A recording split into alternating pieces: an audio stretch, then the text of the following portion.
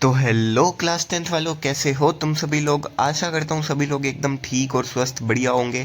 तुम्हारी class tenth की तैयारी एकदम बढ़िया चल रही होगी। मैं आपके लिए, आपका अरमान भैया, आपके लिए लेकर आ चुका हूँ हमारी जो सीरीज़ चल रही है ना, सीबीएसई प्रैक्टिस टेस्ट वाली सीबीएसई प्रैक्टिस टेस्ट।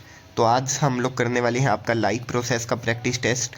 40 मार्क्स का प्रैक्टिस टेस्ट होता है हमारा इस सीरीज़ के अंदर। और सबसे इम्पोर्टेंट बात क्या है इस सीरीज़ की, कि ये प्रैक्टिस टेस्ट कम इम्पोर्टेंट क्वेश्चन ज़्यादा है। ठीक है, प्रैक्टिस टेस्ट कम इम्पोर्टेंट क्वेश्चन सीरीज़ है। ठीक है, प्रैक्टिस टेस्ट के बहाने आपको इंपॉर्टेंट क्वेश्चन दिए जा रहे हैं प्रैक्टिस टेस्ट की फॉर्म में। ठीक है, तो मस्ट डू सीरीज़ है सभी क्लास टेंथ वालों के लिए। एंड लाइव प्रोसेस तुम्हें पता ही है कितना ज़्यादा इंपॉर्टेंट चैप्टर है ना। तो चलिए शुरू करते हैं।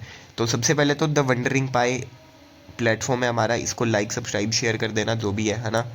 एंड उसके बाद में आज हमारा प्रैक्टिस टेस्ट है चैप्टर 02 नहीं, चैप्टर 05 है हमारा। प्रैक्टिस टेस्ट नंबर 02 है। ठीक है, केमिकल रिएक्शन एंड इक्वेशन के बाद में हमने सीधा लाइव प्रोसेस का टेस्ट डाला है। तो चैप्टर हमारा 05 है। 40 मार्क्स का ये टेस्ट है। ठीक है, 1 घंटा 30 मिनट तुम्हें टाइम दिया जाता है इस टेस्ट को अटैम्प्ट करने के लिए, जो ईमानदार बच्चे अच्छे से करेंगे। ठीक है, तो सबसे पहले सेक्शन ए की बात करते हैं, यानी कि हमारे एमसीक्यूज। तो पहला क्वेश्चन है, the process of release of urine is called. अच्छा, मैं सबसे पहले ये बताना तो भूल ही गया कि अगर तुम यहाँ पर आए हो तो सबसे पहले अटेम्प्ट करो खुद से, है ना। Attempt your self. पहले तुम डिस्क्रिप्शन बॉक्स में जाओ, डिस्क्रिप्शन में तुम्हें टेस्ट का लिंक मिल जाएगा, टेस्ट की पीडीएफ का विदाउट सॉल्यूशन। वहाँ पर जाओ एंड उसको अटेम्प्ट करो खुद से। एंड फिर इस वीडियो में आओ, इस वीडियो को पूरा एंड तक देखो, है ना। तुम्हें जो भी हर एक क्वेश्चन से रिलेटेड इंपॉर्टेंट बातें हैं या फिर जिन भी क्वेश्चन में तुम्हारा डाउट है वो क्लियर हो जाएंगे। एंड तुम्हें आंसर्स पता लग जाएंगे इस सीरीज़ के, यानी कि तुम्हारे टेस्ट में कितने मार्क्स आ रहे हैं तुम्हें वो भी पता लग जाएगा। ठीक है, तो सबसे पहला क्वेश्चन है, the process of release of urine is called. तो यूरिन जो हमारी बॉडी से रिलीज़ होता है उस प्रोसेस को क्या कहते हैं। कई बच्चों को डाउट रहता है कि सर उसको एक्सक्रीशन कहते हैं, तो नहीं, उसको एक्सक्रीशन नहीं कहते, उसको इजेशन भी नहीं कहते, उसको कहते हैं मिक्ट्यूरेशन। ये तुम्हारी एनसीईआरटी के अंदर क्लियरली पॉइंट मेंशन कर रखा है कि यूरिन का एक्सक्रीशन होता है मिक्ट्यूरेशन। ठीक है, excretion is not just the जो तुम सुबह सुबह करके आते हो या फिर जो तुम यूरिन करते हो, वो एक्सक्रीशन नहीं है। जो तुम्हारा स्वेट होता है ना, जो तुम पसीना लेते हो, जो तुम्हारे टीयर्स होते हैं, ये सब भी तुम्हारा पार्ट ऑफ एक्सक्रीशन ही है। ठीक है, अब तुम्हारा पसीने को तुम अपनी यूरिन से कंपेयर नहीं कर सकते, है ना। तो दोनों के अंदर बहुत ही क्लियर डिफरेंस है। तो यूरिन को एक्सक्रीट करने की प्रोसेस को क्या कहते हैं, micturition. Urine is a type of excretion, micturition is a type of excretion. But तो ये एक्सक्रीशन है टेक्निकली, लेकिन एग्जैक्ट प्रोसेस का नाम पूछेगा तो वो क्या होती है, मिक्ट्यूरेशन। ठीक है, मिक्ट्यूरेशन होती है यूरिनेशन, जिसको मिक्ट्यूरेशन भी बोलते हैं। ये होता है process of excreting urine from the urinary bladder. अगला क्वेश्चन क्या है, जो इनर लाइनिंग है तुम्हारे स्टोमक की, वो प्रोटेक्ट होती है इनमें से किसी से। ठीक है, किससे, हाइड्रोक्लोरिक एसिड से। जो हाइड्रोक्लोरिक एसिड है, तुमने सुना होगा कि ये one of the strongest acid है ना। हाइड्रोक्लोरिक एसिड तुम्हारा one of the strongest acid होता है। तो ये तुम्हारे पेट में है। अब ये तुम्हारे पेट में है, तो अगर इसकी एक दो बूंद भी तुम्हारी जीभ पर लग जाए तो तुम्हारी जीभ जल जाएगी एकदम, है ना। तो ये तुम्हारी पेट में है जब ये इतना खतरनाक एसिड, तो तुम्हारा पेट कैसे जिंदा है, तुम कैसे जिंदा हो, तो वो है म्यूकस के कारण। एक इनर लाइनिंग होती है ना, इनर लाइनिंग होती है तुम्हारी स्टमक पे म्यूकस की। जैसे मान लो, डायग्राम पे मत जाना, मान लो ये तुम्हारा स्टमक है। ठीक है, तो यहाँ पर साइड में, यहाँ पर इनर लाइनिंग होती है तुम्हारी म्यूकस की। पूरा स्टमक तुम्हारा म्यूकस से कवर होता है। तो जब भी HCl बनेगा उसका म्यूकस पे इतना इफेक्ट नहीं होता, इसलिए तुम अभी तक सेफ हो। अगर किसी का वो म्यूकस ख़त्म होने लग जाता है तो उसको काफ़ी ज़्यादा रिस्क है। ठीक है, तो म्यूकस है वही प्रोटेक्ट करता है इनर लाइनिंग ऑफ स्टमक को फ्रॉम हाइड्रोक्लोरिक एसिड। ठीक है, अब अच्छा अगला क्वेश्चन है अपने पास में, which chambers of human heart contains oxygenated blood. तो ये तुम्हारा याद करने वाला ज़्यादा क्वेश्चन है ना, कि इनमें से कौन से चैम्बर्स है जो ऑक्सीजनेटेड ब्लड कैरी करते हैं, है ना। तो मैंने इसकी तुम्हें एक ट्रिक भी, अच्छा लेक्चर्स में मैं तुम्हें इसकी एक ट्रिक भी देता हूँ, है ना। तो अभी अगर मैं सिर्फ तुम्हें याद करने के पर्सपेक्टिव से बताऊँ, ठीक है, तो ह्यूमन ब्लड को कौन से चैम्बर्स, ऑक्सीजनेटेड ब्लड को कौन से चैम्बर्स डील करते हैं। ठीक है, तो इसका आंसर होता है तुम्हारा लेफ्ट आर्ट्रियम और लेफ्ट वेंट्रिकल। ठीक है, इसका आंसर होता है लेफ्ट एट्रियम और लेफ्ट वेंट्रिकल। इसकी ट्रिक की बात करें तो ट्रिक होती है लोड। ठीक है, अब कहोगे कि ये कैसी गंदी गंदी बातें कर रहे हो सर, लोड सुनने में अच्छा नहीं लग रहा। तो लोड का क्या मतलब है, left side of heart, left side of heart deals with oxygenated blood. ठीक है, एंड जो तुम्हारी राइट साइड है, right side of heart deals with, तुम समझ गए होगे, डीऑक्सीजनेटेड ब्लड। तो ऐसे तुम याद रख सकते हो, मैंने भी इसको ऐसे याद रखा हुआ है ना। अगले क्वेश्चन पर चलते हैं। अगला क्वेश्चन हमें क्या कह रहे हैं, जो पैनक्रियाटिक जूसेस है उनमें कौन सा एंजाइम होता है डाइजेस्ट करने के लिए। तो ये तुम्हें याद होना चाहिए एकदम अच्छे से। पैनक्रियाटिक जूसेस में होते हैं प्रोटीन, फैट्स और कार्बोहाइड्रेट्स।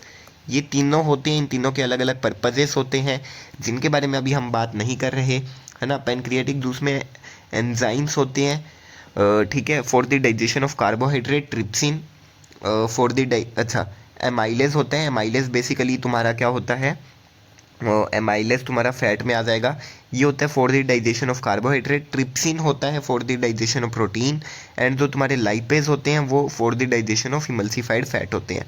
ठीक है, तो ये जो तुम्हारे एंजाइम्स हैं उनके काम तुम्हें पता होना चाहिए कि कौन सा एंजाइम किसको डाइजेस्ट कर रहा है। तो ये तीन चीज़ों को डाइजेस्ट करने में मदद करते हैं, प्रोटीन, फैट और कार्बोहाइड्रेट। ठीक है, तो जो तुम्हारा एमाइलेज होता है वो डाइजेशन करता है कार्बोहाइड्रेट का। एकदम अच्छे से लिख लेते हैं, है ना। एमाइलेज किसको डाइजेस्ट करेगा, तुम्हारे कार्बोहाइड्रेट्स को। एमाइलेज कार्बोहाइड्रेट्स को डाइजेस्ट करेगा। जो तुम्हारा ट्रिप्सिन है वो तुम्हारा प्रोटीन को डाइजेस्ट करेगा। और जो तुम्हारा लाइपेज है, ये तीन एंजाइम्स होते हैं, तुम्हें पता होगा। जो लाइपेज है वो तुम्हारा डाइजेस्ट करेगा फैट्स को। ठीक है, ये तुम्हें पता होना चाहिए। अच्छा, अगले क्वेश्चन पर चलते हैं। अगला क्वेश्चन क्या कह रहा है कि जो ऑक्सीजन लिबरेट होती है फोटोसिंथेसिस में वो कहाँ से आती है। ठीक है, तो ये तुम्हें पता होना चाहिए कि वो ऑक्सीजन कार्बन डाइऑक्साइड से नहीं आती। बच्चों को लगता है कि कार्बन डाइऑक्साइड से आती है, तो ऐसा नहीं होता। वो ऑक्सीजन आती है पानी से। ठीक है, इस प्रोसेस के अंदर क्या होता है ये तुम्हें पता होना चाहिए। बेसिकली जब फोटोसिंथेसिस होता है तो तुम्हारा CO2 प्लस H2O ये तुम्हारा लाइट की प्रेजेंस में मिलकर बनाते हैं C6H12O6। ठीक है, तो ये बात तुम्हें एकदम अच्छे से पता होनी चाहिए कि ये जो H2 है ये स्प्लिट होता है हाइड्रोजन और ऑक्सीजन के अंदर। और जो ये ऑक्सीजन है यही तुम्हें यहाँ पर मिलती है, जो ऑक्सीजन लिबरेट होती है। ठीक है, और ये बचा हुआ पार्ट मिलकर तुम्हारा ग्लूकोज बनाता है। ठीक है, ये बात तुम्हें अच्छे से पता होनी चाहिए। ये इस तरीके का कुछ मैकेनिज्म होता है इस रिएक्शन का। तो यहीं से क्वेश्चन है भैया, है ना। ऐसे ही मैंने अच्छे अच्छे क्वेश्चन छान कर डाले हैं। तो वाटर मॉलिक्यूलर हाइड्रोजन और ऑक्सीजन के बीच में स्प्लिट होता है। ठीक है, अगला क्वेश्चन है, generally food is broken and absorbed with in the body of organism, in which of the following organism it is done outside the body. यानी कि जनरली जो तुम्हारा फूड है वो बॉडी के अंदर ही डाइजेस्ट होता है एंड बॉडी के अंदर ही ब्रेक डाउन भी होता है, लेकिन इनमें से किसी में जो डाइजेशन का काम है वो बॉडी के बाहर ही हो जाता है। तो वो कौन है, तो वो है तुम्हारा मशरूम। मशरूम के अंदर ये काम बाहर होता है। ठीक है, यानी कि वो पहले बाहर उल्टी करके फूड के ऊपर डाइजेस्ट करते हैं उसको। डाइजेशन का मतलब होता है break down of complex molecule into smaller. तो break down of complex molecule कहीं भी हो सकता है, बॉडी के अंदर भी बॉडी के बाहर भी। इसको तुम कंफ्यूज मत करो कि भैया डाइजेशन तो होता है कि पेट के अंदर खाना डाइजेस्ट होता है, नहीं। तो अब इंसानों के अंदर क्या होता है या फिर मैक्सिमम ऑर्गेनिजम्स के अंदर पेट के अंदर खाना जो तुम्हारे ब्रोकन मॉलिक्यूल है वो यानी कि कॉम्प्लेक्स मॉलिक्यूलर सिंपलर में ब्रेक डाउन हो रहे हैं, जो डाइजेशन बोल रहे हैं, कईयों में बाहर भी हो सकते हैं भाई। तो ये बात ज़रूरी नहीं है। ठीक है, तो मशरूम उसका एक काफ़ी अच्छा एग्जांपल है। ठीक है, अगला है कि जो एक स्पोर्ट्समैन है वो एक लॉन्ग ब्रेक के बाद में उसकी रूटीन एक्सरसाइज से उसको मस्कुलर क्रैम्प्स हो गए एक हैवी एक्सरसाइज सेशन के दौरान। तो ये क्यों होता है ये तुम्हें पता होगा। लैक्टिक एसिड की फॉर्मेशन के दौरान होता है।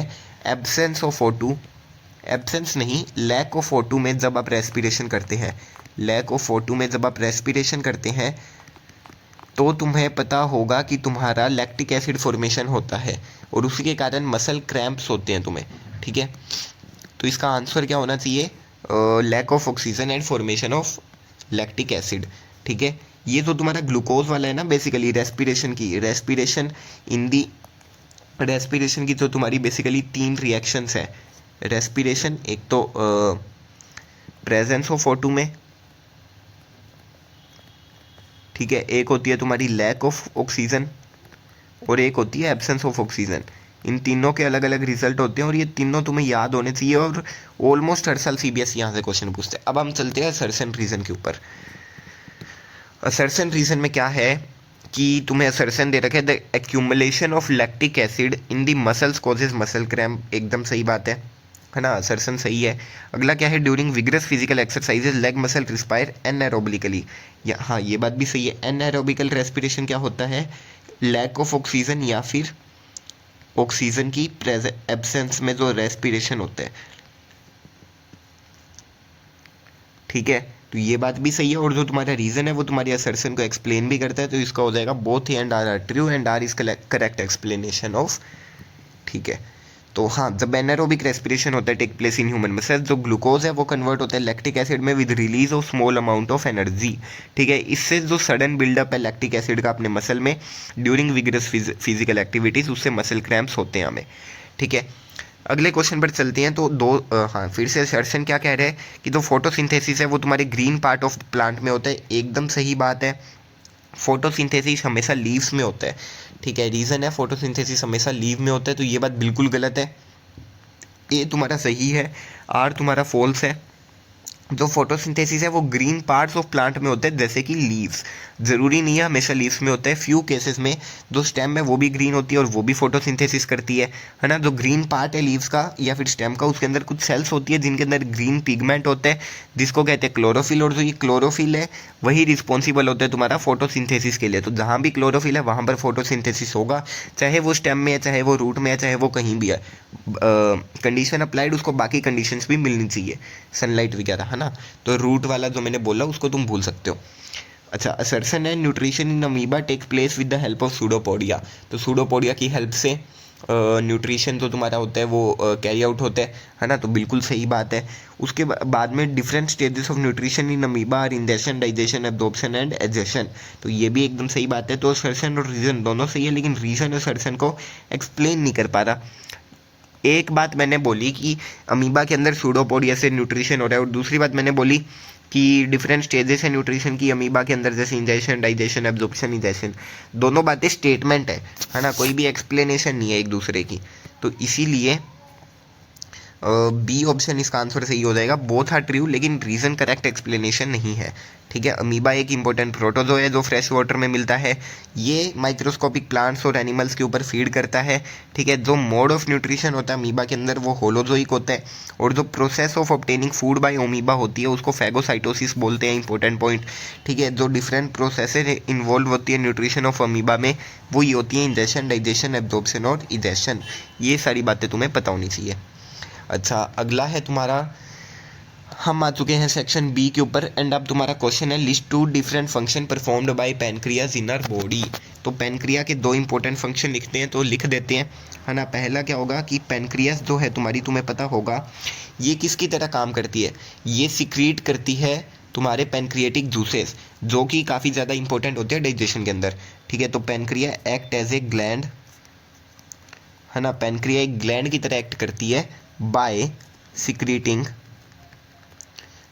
सिक्रीटिंग क्या लिखोगे, pancreatic juices, pancreatic juices secrete करती है ना, विच कंटेन्स, जिनमें क्या होता है, एंजाइम्स होते हैं, जिनके अंदर एंजाइम्स होते हैं, विच हेल्प्स इन डाइजेशन,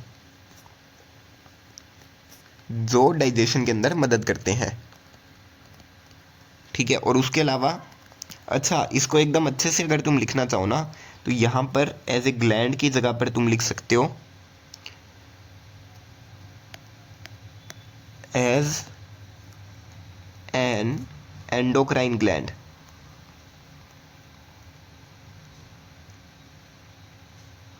एक सेकेंड, हाँ, या फिर सिर्फ ग्लैंड लिख लो तो भी ठीक है, क्योंकि तुम्हें पता होगा कि पैनक्रिया दोनों ग्लैंड की तरह एक्ट करती है ना, एंडोक्राइन भी और एक्सोक्राइन भी।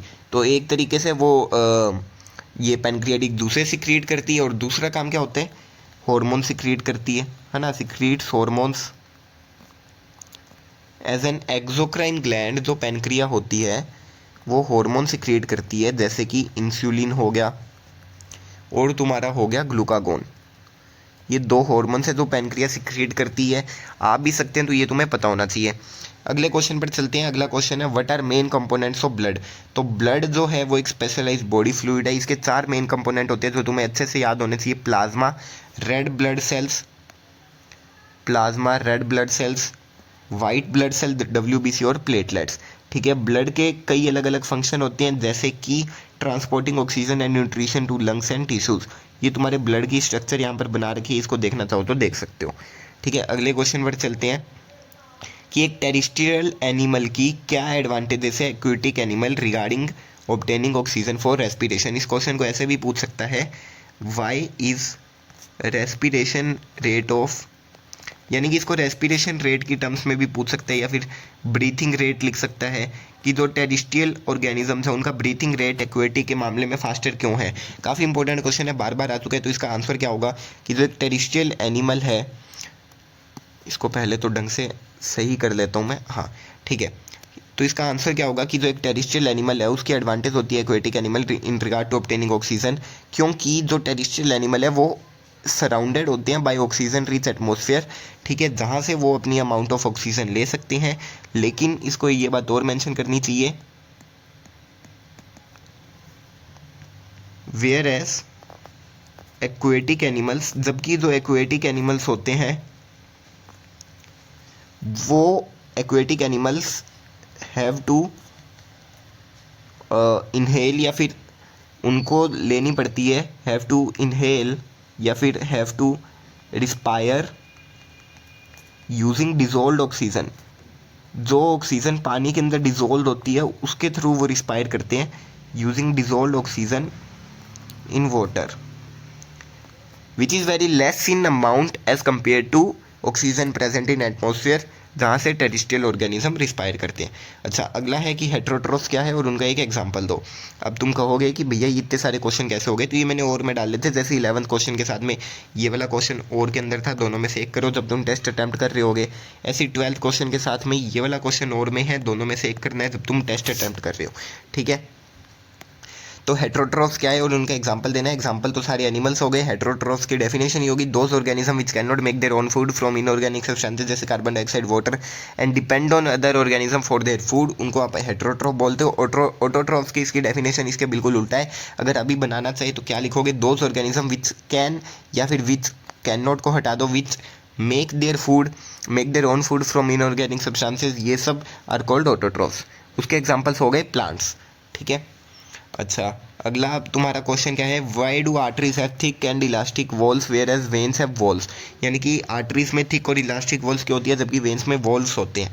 तो इसका आंसर क्या होगा कि जो ब्लड है वो हार्ट से इमर्ज होता है अंडर हाई प्रेशर और उसके बाद में सीधा आर्टरीज में जाता है, और उसके बाद में सीधा आर्टरीज में जाता है। तो इसी प्रेशर को संभालने के लिए आर्टरीज के पास में थिक और इलास्टिक वॉल होती है, जबकि वेन्स के पास में वॉल्स होते हैं टू इंश्योर करने के लिए कि जो ब्लड है वो सिर्फ एक ही डायरेक्शन में फ्लो हो।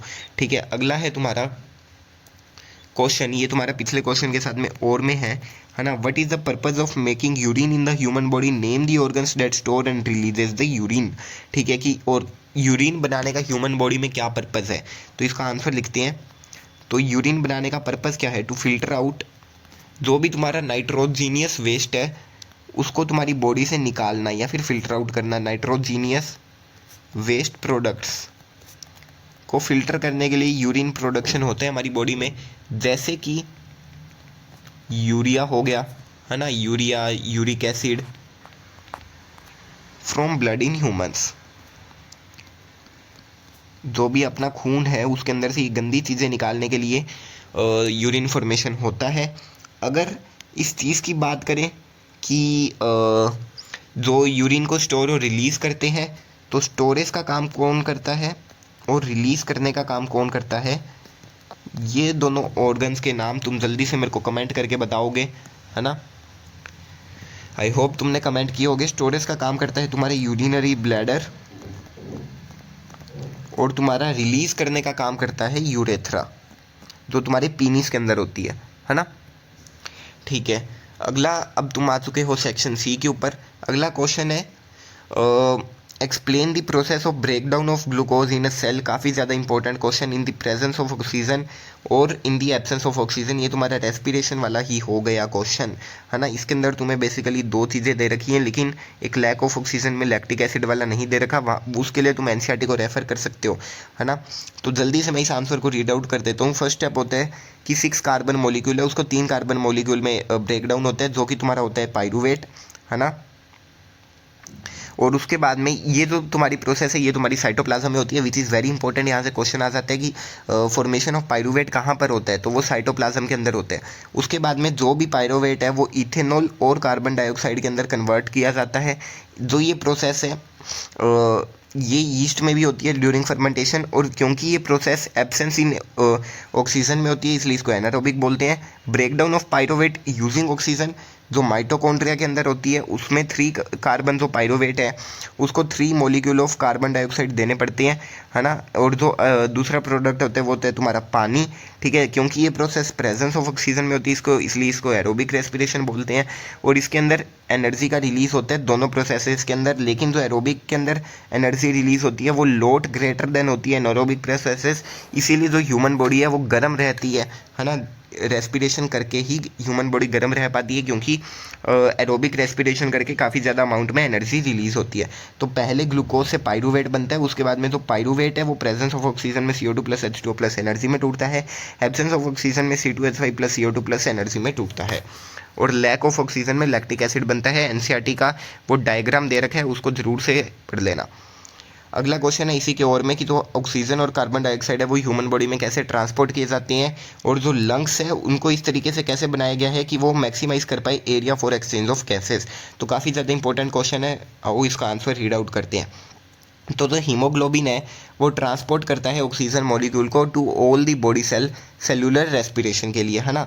और जो हीमोग्लोबिन है जो पिगमेंट है हमारे ब्लड में प्रेजेंट होते हैं वो 4 O2 के मॉलिक्यूल के साथ में रिएक्ट कर लेता है, ठीक है, to 4 O2 molecule that are obtain from breathing, ठीक है। और इसी से ऑक्सी हीमोग्लोबिन बनता है, और जो ब्लड है वो ऑक्सीजनेटेड हो जाता है। अब जो ऑक्सीजनेटेड ब्लड है वो सारी बॉडी पार्ट्स में सारी बॉडी सेल्स में डिस्ट्रीब्यूट कर दिया जाता है। अब ये O2 को देने के बाद में जो ब्लड है वो CO2 ले लेता है सारी बॉडी पार्ट से, है ना, जो कि एंड प्रोडक्ट होते हैं रेस्पिरेशन का। हमारी पूरी बॉडी में रेस्पिरेशन चल रहा है। अच्छा, इस प्रोसेस को अच्छे से समझो। देखो हमारी पूरी बॉडी में रेस्पिरेशन चल रहा है ना, उसके लिए उनको ऑक्सीजन चाहिए, जो कौन देगा, ऑक्सीजनेटेड ब्लड जिसको बोलते हैं ऑक्सी हीमोग्लोबिन, है ना। ऑक्सी हीमोग्लोबिन ने सभी सारी जगह ऑक्सीजन दे दी, ऑक्सीजन से क्या होगा, रेस्पिरेशन होगा, रेस्पिरेशन से क्या निकला, CO2 निकला। अब CO2 कहाँ जाएगा, तो ब्लड वापस आएगा, CO2 को लेके जाएगा। ब्लड के अंदर क्या है, हीमोग्लोबिन, हीमोग्लोबिन ने ऑक्सीजन से रिएक्ट करके ऑक्सी हीमोग्लोबिन बनाया था और बॉडी में ऑक्सीजन पहुंचाया था। वही हीमोग्लोबिन अब CO2 से रिएक्ट करेगा और डीऑक्सीजनेटेड ब्लड बनाएगा, ठीक है। क्योंकि जो हीमोग्लोबिन है उसकी जो एफिनिटी है यानी कि रिएक्ट करने की क्षमता वो CO2 के लिए कम है, और CO2 मेनली ट्रांसपोर्ट होती है डिजोल्व फॉर्म में, इसीलिए डीऑक्सीजनेटेड जो ब्लड है वो lung give CO2 to lung alveoli and take O2 in return, ठीक है। तो ये तुम्हारी प्रोसेस होती है पूरी की पूरी, इस प्रोसेस को तुम्हें अच्छे से समझना है। अच्छा, अब तुम्हारा अगला क्वेश्चन है कि लिम्फ क्या है। तो ये तुम्हारा अच्छा क्वेश्चन है, इसका आंसर मैं खुद लिखना चाहूँगा कि व्हाट इज़ लिम्फ और state two major function of lymph, क्योंकि मेरे क्वेश्चन में भी ये सेम क्वेश्चन आया था एंड मेरे में 3 मेजर फंक्शन पूछे थे लिम्फ के, लेकिन मेरे को 2 ही याद थे, तो इसलिए मेरा आधा मार्क्स वहाँ पर कट हुआ था। तो इसका आंसर क्या देना चाहूँगा मैं कि जो लिम्फ है, लिम्फ क्या है सबसे पहले तो सबसे पहले तो ये लाइट येलो कलर का lymph is a light yellow liquid, है ना। तो लिम्फ एक लाइट येलो लिक्विड है। ये क्या करता है, it is a medium of कह सकते हो circulation in human beings in human body. तो ये एक मीडियम है सर्कुलेशन का, ट्रांसपोर्टेशन का, ठीक है, which flows in one direction, जो कि यूनिडायरेक्शनल है, ठीक है। कहाँ से कहाँ, फ्रॉम बॉडी टिश्यूज, यानी कि बॉडी टिश्यू से कहाँ पर जाता है, टू दी हार्ट, ठीक है। आप बात करोगे कि भैया मीडियम ऑफ सर्कुलेशन तो है पर सर्कुलेट क्या करता है, तो वो चीज़ हम लिखते हैं फंक्शंस में, ठीक है। तो फंक्शंस ऑफ लिम्फ आर, तो लिम्फ के कुछ फंक्शंस लिखते हैं। पहला पहला फंक्शन क्या होगा, तो ये जो लिम्फ है तुम्हारा वो पार्ट लेता है, इट टेक्स पार्ट, तुम कह सकते हो जो भी तुम्हारी न्यूट्रिटिव प्रोसेसेस होती है बॉडी के अंदर, इन द न्यूट्रिशन से रिलेटेड जो तुम्हारी बॉडी के अंदर प्रोसेसेस होती है उसके अंदर लिम्फ का भी पार्ट होता है। क्या होता है एग्जैक्टली तुम्हें वो जानने की ज़रूरत नहीं है, ठीक है। अगला क्या है, ये बॉडी को प्रोटेक्ट करता है by killing the germs drained out of the body tissues, है ना, क्योंकि इसके अंदर लिम्फोसाइट्स होते हैं जो कि वाइट ब्लड सेल्स का एक टाइप होते हैं, है ना। तो इट प्रोटेक्ट्स द बॉडी, ये हमारी बॉडी को प्रोटेक्ट करता है बाय किलिंग द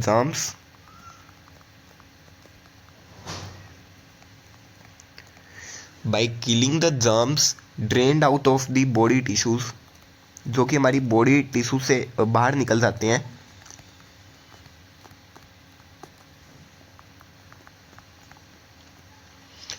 ठीक है, किसकी मदद से, with the help of lymphocytes. Lymphocytes is a type of WBC, white blood cell, है ना, जो कि कहां पर होती है, contained in the lymph nodes, जो कि तुम्हारे लिम्फ नोड्स में होती है। और ये प्रोसेस कैसे होती है, बाय मेकिंग एंटीबॉडीज, एंटीबॉडीज के बनने से ये तुम्हें प्रोटेक्ट करती है। लिम्फोसाइट्स वो एंटीबॉडीज बनाने में मदद करते हैं, ठीक है। और अब मैं तुम्हें एक और पॉइंट लिखवाना चाहूँगा, लेकिन उसके लिए सबसे पहले इसका साइज़ थोड़ा सा छोटा करना पड़ेगा, क्योंकि मेरे को थोड़ी सी जगह चाहिए। मैं चाहता हूँ कि तुम्हारे साथ मेरे वाली कहानी ना हो जाए, इसलिए मैं तुम्हें ऑलरेडी पहले ही 3 फंक्शन लिखवा देना चाहता हूँ लिम्फ के। तीसरा फंक्शन क्या है लिम्फ का, कि ये ऑल्सो हेल्प करता है, it helps in removing the waste products, जो तुम्हारी बॉडी के वेस्ट प्रोडक्ट्स हैं उनको रिमूव करने में भी ये हेल्प करता है, जैसे कि डेड सेल के fragments, like fragments of dead cells. और भी चीज़ें रिमूव करता है, पर क्या क्या वो तुम्हें जानने की ज़रूरत नहीं है। तो ये तुम्हारा बेसिकली लिम्फ का है सारा सिस्टम, है ना। आई होप तुम्हें समझ में आ गया होगा। अगला है डिफाइन करो ब्रीदिंग को, और फिर डिफरेंसेस देने हैं तुम्हें ब्रीदिंग और रेस्पिरेशन के बीच में। ये भी काफ़ी ज़्यादा इंपॉर्टेंट क्वेश्चन है, तो ये भी मैं खुद तुम्हें लिख के देना चाहूँगा। तो पहले तो ब्रीदिंग को डिफाइन करते हैं। तो ब्रीदिंग क्या है, एक ऐसा mechanism, the mechanism by which,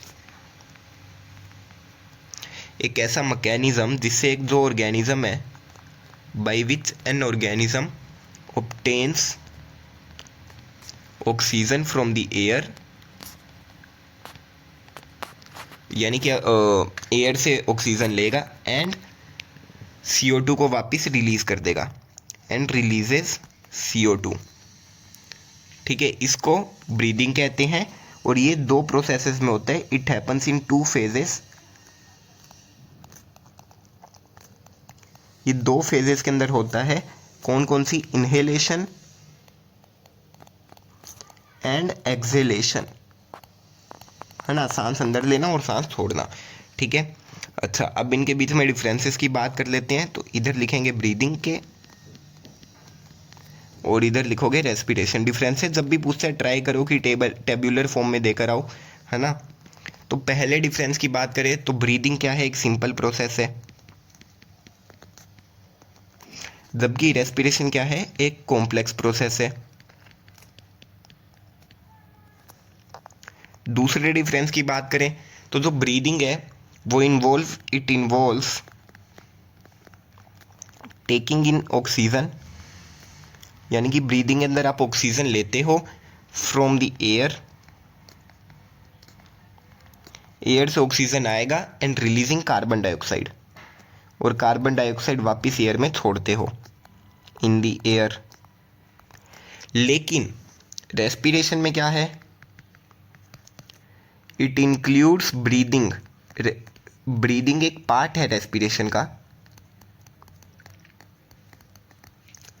उसके अलावा ब्रीदिंग के अलावा क्या होता है, as well as the oxidation of food, यानी कि ऑक्सीडेशन करता है ये फूड का। Respiration is the process of converting food into energy, ठीक है।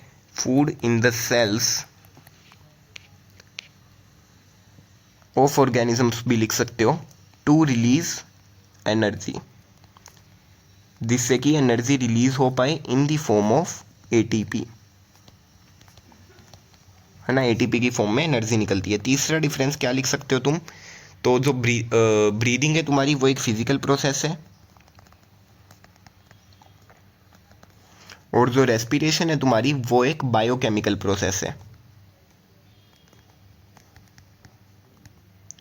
तीन डिफरेंसेस इनफ होंगे, है ना। अब चलते अपने अगले क्वेश्चन पर कि कौन कौन से रॉ मटेरियल रिक्वायर्ड है किसके लिए, तुम्हारे फोटोसिंथेसिस के लिए, ठीक है। और केमिकल इक्वेशन लिखनी है तुम्हें फोटोसिंथेसिस की। तो रॉ मटेरियल्स जो तुम्हारे रिक्वायर्ड है उनके मैं कुछ नाम लिख देता हूँ, है ना। जैसे कि CO2 चाहिए होते हैं, ठीक है, पानी चाहिए, सनलाइट चाहिए, और तुम्हें क्लोरोफिल चाहिए, ठीक है। सनलाइट चाहिए, क्लोरोफिल चाहिए, और ये सब तुम्हें चाहिए, ठीक है। ये सब तुम्हारी फोटोसिंथेसिस की रिक्वायरमेंट्स है। और जो तुम्हारी केमिकल इक्वेशन होती है वो कुछ इस तरीके की होती है कि CO2 plus H2O in the presence of sunlight and chlorophyll. अगर तुम ये नहीं लिखते तो आधा मार्क्स कटवाने के लिए रेडी रहना। सनलाइट और क्लोरोफिल की प्रेजेंस में तुम्हें ग्लूकोज बना कर देते हैं, साथ में ऑक्सीजन रिलीज करते हैं। जो ये तुम्हारी ऑक्सीजन है ये रिलीज्ड ड्यू टू वाटर, ये ऑक्सीजन तुम्हारी वाटर के कारण रिलीज होती है। ये है तुम्हारा ग्लूकोज, ठीक है। बैलेंस करोगे तो इधर 6 आ जाएगा, इधर भी 6 आ जाएगा।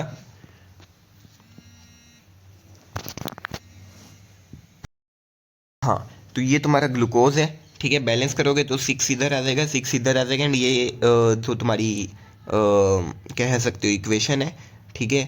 तो वो बैलेंस हो चुकी है, बस इधर भी तुम्हें 6 लगाना पड़ेगा। क्या बैलेंस है, तो CO2, हाँ ठीक है। अब ये बैलेंस हो चुकी है, ठीक है। और जो ये H2O है इसके बारे में तुम्हें पता होना चाहिए, ये H2 प्लस O2 में ब्रेक डाउन होगा, ठीक है। H2 प्लस O2 में ये ब्रेक डाउन होता है। और जो ये वाला तुम्हारा ऑक्सीजन है यही ऑक्सीजन यहाँ पर जाता है, और इतना पार्ट मिलकर तुम्हारा क्या बना लेता है, ग्लूकोज, ठीक है। अच्छा, अब अगला क्वेश्चन है तुम्हारा कि in what forms apart from water plants excrete करते हैं अपना लिक्विड वेस्ट। तो प्लांट्स अपना लिक्विड वेस्ट बेसिकली किन किन फॉर्म्स में एक्सक्रीट करते हैं। तो सबसे पहले तो वो अपना liquid waste into the soil excrete कर देते हैं, है ना, into the soil around them. Soil के अंदर वो क्या क्या डालते हैं, यानी कि एक्सक्रीट करते हैं। तो सॉइल के अंदर वो एक्सक्रीट करते हैं जैसे कि एसेंशियल ऑयल्स जो भी होते हैं, ठीक है। ऑर्गेनिक एसिड्स को रिलीज कर देते हैं, एरोमेटिक ऑयल्स को रिलीज करते हैं, ठीक है। टैनिन्स को रिलीज करते हैं, रेजिन्स को रिलीज करते हैं, लेटेक्स को रिलीज करते हैं, और अपने सैप को रिलीज करते हैं, ठीक है। इसके अलावा जो ये सारी चीज़ें हैं ये उनकी ऑल्सो स्टोर्ड इन, ये सारी चीज़ें उनकी लीव्स में भी स्टोर होती है। लीव्स, डेड सेल्स, जो मर चुकी सेल्स होती हैं, ठीक है। और जो लीव्स है वो बाद में गिर जाती है, तो ये भी एक वे है एक्सक्रीट करने का, ठीक है। और उसके अलावा एक और पॉइंट कि जो most of the waste product है प्लांट्स का वो हमारे लिए यूजफुल होता है। Waste products are useful for us. इसके अलावा क्या क्या वेस्ट प्रोडक्ट्स में वो स्टोर करते हैं, जैसे कि तुम्हारे फ्रूट्स हो गए, है ना। फ्रूट्स डेड सेल्स के अंदर करते हैं, ठीक है। फ्लावर्स के अंदर, फ्लावर्स तो चलो क्या क्या ही कहोगे, पर फ्रूट्स वगैरह के अंदर भी वो स्टोर करते हैं, है ना। और उसके अलावा लेटेक्स वगैरह जो उनकी स्टेम से रिलीज होते हैं, लेटेक्स, गम्स, है ना, रिलीज फ्रॉम स्टेम। तो ये सब चीज़ें तुम इस आंसर के अंदर लिख सकते हो। अब तुम्हारा आ चुका है लॉन्ग क्वेश्चन, है ना। पहला लॉन्ग क्वेश्चन है कि ब्लड के 2 कंपोनेंट बताने हैं, ठीक है। उसके अलावा मूवमेंट ऑफ ऑक्सीजनेटेड ब्लड को ट्रेस करना है वॉल्स का फंक्शन लिखना है तुम्हारा आर्टरी और वेंट्रिकल्स के बीच में, ठीक है, और उसके अलावा एक स्ट्रक्चरल डिफरेंस देना है कंपोजिशन ऑफ आर्टरी और वेन्स के बीच में। तो ये सब तुम्हारे इसका आंसर हो गया। कंपोनेंट्स ऑफ ब्लड में प्लाज्मा और ब्लड सेल्स है ना, जिनको कर्पस्कल्स भी बोलते हैं, ठीक है। उसके बाद में मूवमेंट ऑफ ऑक्सीजनेटेड ब्लड की तुम्हारी ये रही, पल्मोनरी वेन में होता है सबसे पहले, उसके बाद में लेफ्ट आर्ट्रियम जाएगा, फिर लेफ्ट वेंट्रिकल, फिर आयोटा, फिर तुम्हारी पूरी बॉडी के अंदर, एंड पूरी बॉडी से वापस से पल्मोनरी वेन में, ठीक है। अच्छा, जो वॉल्स होते हैं प्रेजेंट जो होते हैं आर्टरी और वेंट्रिकल के बीच में, वो रिस्ट्रिक्ट करते हैं back flow of blood from ventricle to atrium, जबकि जो वेंट्रिकल है वो कॉन्ट्रैक्ट करता है ना, जो लब डब होता है उसके टाइम पे ब्लड का बैक फ्लो ना हो जाए, उसके लिए आर्टरी और वेंट्रिकल के बीच में तुम्हारे जो वॉल्स है वो प्रेजेंट होते हैं। आर्टरी और वेन के बीच में डिफरेंस की बात करें तो आर्टरीज की थिक इलास्टिक मस्कुलर वॉल्स होती है, इनमें वॉल्स नहीं होते, और जो ब्लड है वो हाई प्रेशर में होता है। वेन्स में लो प्रेशर में होते हैं, वॉल्स होती है बैक फ्लो को प्रेजेंट करने के लिए, और थिन नॉन इलास्टिक वॉल्स होती है। इसके और में क्वेश्चन डाला था कि एक्सक्रीशन को डिफाइन करो, बेसिक फिल्ट्रेशन यूनिट किडनी के अंदर है उसका नाम दो। ये तुम्हारी नेफ्रॉन होती है बेसिकली, ये तो मैं ही बोल देता हूँ अभी, है ना। और उसके अलावा एक्सक्रीटरी सिस्टम को बनाओ और उसमें लेबल करो वो पार्ट्स जो ये फॉलोइंग फंक्शन करते हैं। तो यूरिन बनाता है, ठीक है, यूरिन कौन बनाता है तुम्हें पता होना चाहिए, किडनीज, है ना। और उसके बाद में is a long tube which collect urine from kidney, long tube जो कौन सी होती है, और उसके अलावा यूरिन को स्टोर कौन करते हैं, until it is passed out. तो ये किडनी तुम्हारा यूरिन बनाती है, यूरेटर लॉन्ग ट्यूब होती है, और यूरिनरी ब्लैडर यूरिन को स्टोर करते हैं, उसके बाद में थ्रू पीनिस यूरेथ्रा से तुम्हारा यूरिन पास आउट होता है।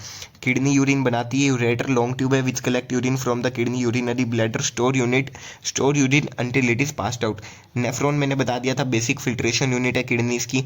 और जो एक्सक्रीशन है वो प्रोसेस है removal of harmful and unwanted substances specially nitrogenous waste from the body, ठीक है। अब बात करते हैं लास्ट क्वेश्चन की which is case based study. तो इस केस बेस्ड स्टडी को पढ़ना है एंड क्वेश्चन के आंसर देने हैं। तो हेट्रोट्रोफिक मोड ऑफ न्यूट्रिशन के ऊपर तुम्हारी केस ऑफ स्टडी है। Heterotrophic nutrition is a mode of nutrition जहाँ पर जो ऑर्गेनिजम्स है वो ऑब्टेन करते हैं readymade food, organic substances from outside sources, और जो ऑर्गेनिज्म है वो आउटसाइड सोर्सेज पर ही डिपेंड करते हैं अपनी लिविंग के लिए, ठीक है, ऑब्टेनिंग ऑर्गेनिक न्यूट्रिएंट्स के लिए। इन्हीं को हेट्रोट्रोफिक न्यूट्रिशन बोलते हैं। ये तीन टाइप का होता है, सेप्रोफाइटिक, पैरासाइटिक और होलोजोइक, ठीक है। अब तुम्हारा क्वेश्चन है कि in which group of organism food material is broken outside the body and observed, कि किन के अंदर फूड मटेरियल को outside the body break down करते हो एंड ऑब्जॉर्व करते हो। तो वो होते हैं तुम्हारी यीस्ट, मशरूम, ब्रेड माउल्ड, ये सब। बेसिकली जो तुम्हारा सेप्रोफाइटिक मोड ऑफ न्यूट्रिशन होता है, जो कि कीमो हेट्रोट्रोफिक होता है, ठीक है, उसके अंदर क्या होता है, वो कॉम्प्लेक्स ऑर्गेनिक सब्सटेंसेस को बाहर डाइजेस्टिव एंजाइम सिक्रीट कर कर अपनी बॉडी के एब्जॉर्ब करते हैं। अब ये अपनी बॉडी से सिक्रीट कर सकते हैं, उल्टी करके कर सकते हैं, है ना। तो इन सब चीज़ों के थ्रू ये एब्जॉर्ब करते हैं। उसके बाद में हेट्रोट्रोफ्स क्या होते हैं, है ना। तो heterotrophic nutrition is mode of nutrition in which an organism depend on other organism for there basic food needs या फिर फॉर देयर सर्वाइवल। तो ये तुम्हारे हेट्रोट्रोफिक न्यूट्रिशन होते हैं, है ना। ये बात तुम्हें ऑलरेडी केस स्टडी के अंदर दे रखी है, बस तुम्हें उसको लिखना है। अगला क्वेश्चन क्या है तुम्हारा, give an example of saprotroph, write three types of heterotrophic nutrition. तो 3 टाइप्स लिखने हैं, वो तुम्हें ऑलरेडी लिख कर दे रखे हैं, है ना। क्या क्या लिख कर दे रखे हैं तुम्हें, सेप्रोफाइटिक, ये मैं बेसिकली यहाँ से ही लिख दे रहा हूँ, तुम्हें ऑलरेडी लिख कर दे रखे हैं, तो फ्री के मार्क्स हो गए, सेप्रोफाइटिक, पैरासाइटिक और होलोजोइक। अगला क्वेश्चन है व्हाट हेट्रोट्रोफिक न्यूट्रिशन इन्वॉल्व्स, ठीक है। तो फीडिंग, ये फालतू है, इसको मत पढ़ो। ये तुम्हारा बेसिकली उस क्वेश्चन का आंसर हो गया, व्हाट हेट्रोट्रोफिक न्यूट्रिशन इन्वॉल्व्स। और यहाँ पर तुम्हारा आंसर दे रखा है इस क्वेश्चन का, गिव एन एग्जांपल ऑफ ए सेप्रोट्रोफ। तो ये एक सेप्रोट्रोफ का एग्जांपल है ना, या फिर सेप्रोफाइटिक मोड ऑफ, ये इनमें से कोई भी एग्जांपल दे सकते हो, कोई दिक्कत नहीं है तुम्हें, है ना। Mushroom is a type of saprotroph, तो मशरूम याद रखो, मशरूम ईस्ट, ब्रेड मोल्ड वगैरह। तो ये पीडीएफ मैंने तुम्हें बहुत ही प्यार से, ये टेस्ट बहुत ही प्यार से बनाया गया, ये सेशन बहुत ही प्यार से बनाया गया, बहुत टाइम लगता है ऐसे सेशंस को बनाने में। तो आई होप तुम इन सब की इज्जत करते हो। एंड अब तुम्हारा काम क्या है कि तुम्हें करना है लाइक,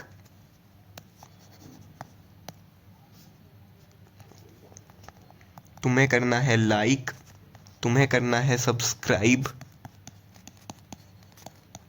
और तुम्हें करना है ये सेशन अपने दोस्तों के बीच में शेयर। तुम एक काम कर सकते हो ना, अपने दोस्तों को बोलो कि भाई अपने टेस्ट देते हैं और देखते हैं किसके ज़्यादा मार्क्स आते हैं, है ना। ऐसे हेल्दी कंपटीशन होना चाहिए। अच्छा, कोई भी डाउट हो या फिर कुछ भी पूछना हो तो ये मेरा टेलीग्राम हैंडल है @अरमान_गुप्ता TWP, जो तुम्हें मेरी हर वीडियो में मिल जाएगा, है ना। यहाँ पर तुम अपने लिए कुछ भी मैसेज कर सकते हो। तो आज के सेशन के लिए इतना ही, अपन मिलते हैं अगले सेशन में।